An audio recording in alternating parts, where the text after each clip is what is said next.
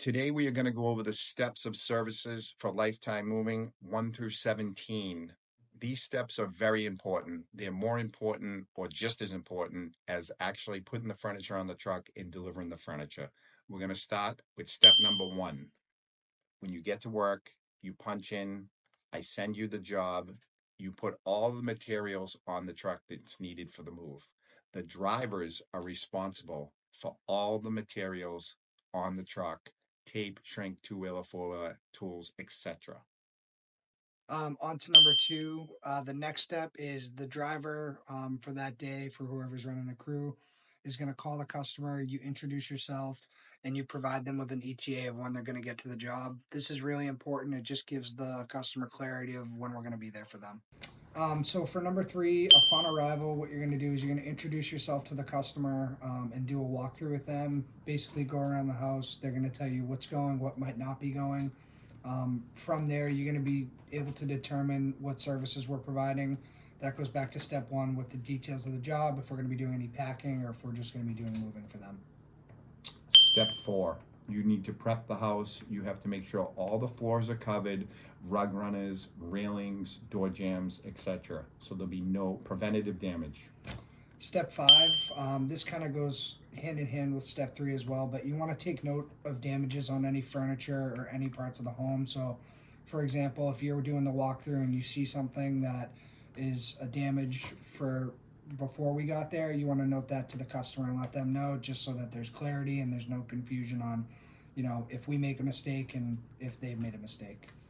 Step 6, when you disassemble furniture, you make sure that all the furniture screws and everything else is put either back into the piece. You can screw it back in, or you could put it in some white paper and you could tape it onto the item. As long as you don't put tape on the wood, you can tape it to the pad. Make sure it's very secure so that we do not lose any hardware, especially when it comes into storage. Please make sure the hardware is with the actual piece that you took it off of. Next step seven, you begin the move as a team.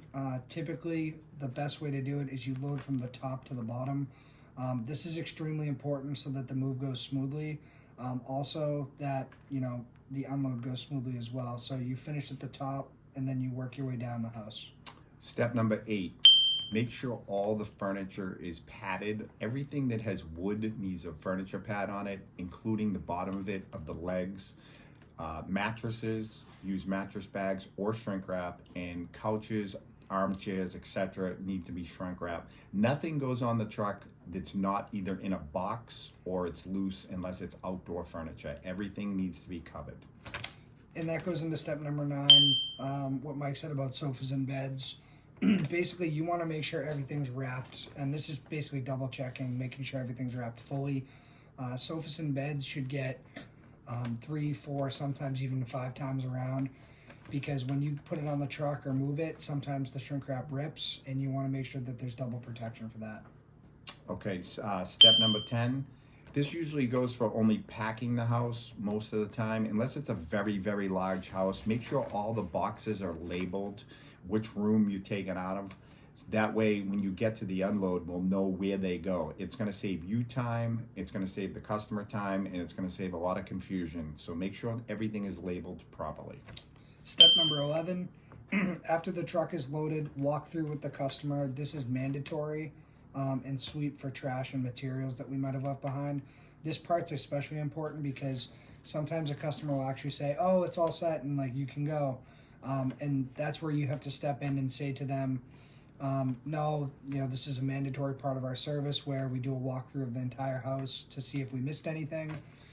This does 2 things. It saves us time for not having to go back, and it saves the customer time as well. So it's kind of a win-win for both sides. Step number 12, if you're getting lunch in between jobs, it's absolutely fine, but get something quick, obviously, and please let the customer know that you're stopping. So if you say you're going 10 minutes away and you stop and take 15 minutes, the customer's not calling the office looking for the movers saying, "Hey, where are the movers?" So just communicate with the customer that you're going to grab a quick bite to eat. Onto the unload part of the service.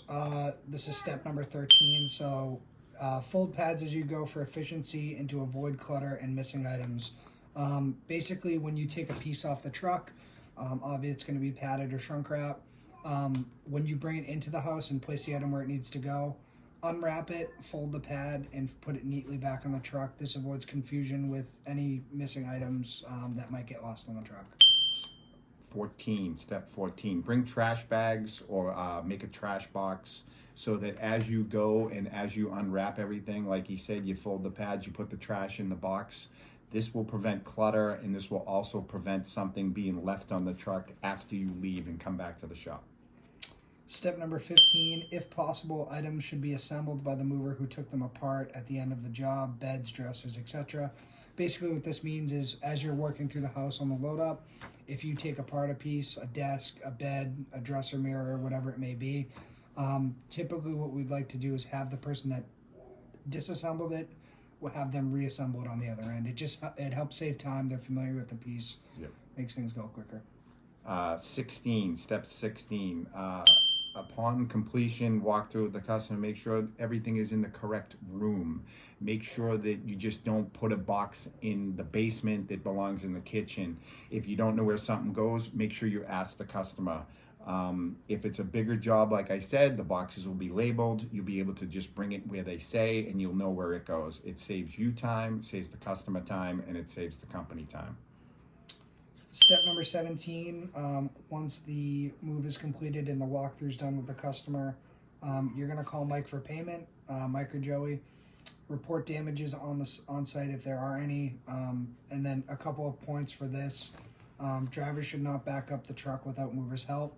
This is mandatory and required, and we take it very seriously. So if there's a narrow driveway, it doesn't matter how open it is, movers are required to back the truck up.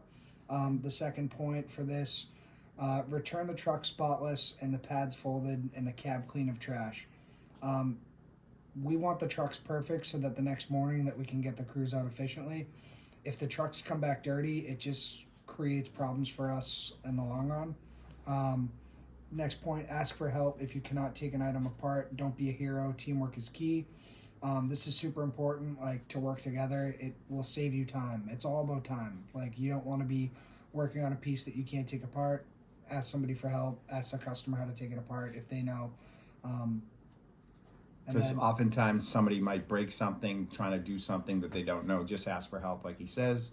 And then one more thing about step 17, if there is damages on the move, call me immediately and let the customer know immediately that there's damages. It's better that the customer knows that there's damages than saying after the fact, they're calling us a day later or a day or two later and says, oh, by the way, there's something damaged here. So then we get blindsided. It's just a bad look for the company. So damages happen. So if you get damages, find out right away, call me, let the customer know. Yeah, that's the best way to do it. And you don't want to, cause any problems with the customer. Like if we know mistakes happen, so we'd rather you be upfront with us. We can always get it taken care of, so don't stress about making mistakes. And the last thing, Lifetime Moving would like to provide hospitality and a stress-free move.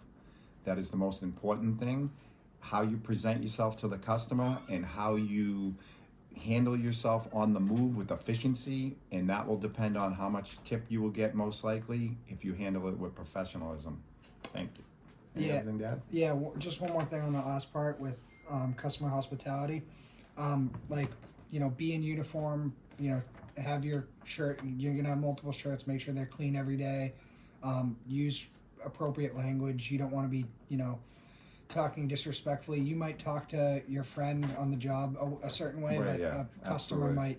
might, not appreciate the way you talk. So obviously always be respectful of the customer, and the goal is to make them feel comfortable throughout the whole process. You're a stranger to them and you're in their home touching their belongings, so it's a very difficult thing for them to do. So you want to make them feel as comfortable as possible, and that will reflect in your tip when the customer gives you one. Like if you make them feel really comfortable, they're going to be obliged to give you a bigger tip. Absolutely. Thank you.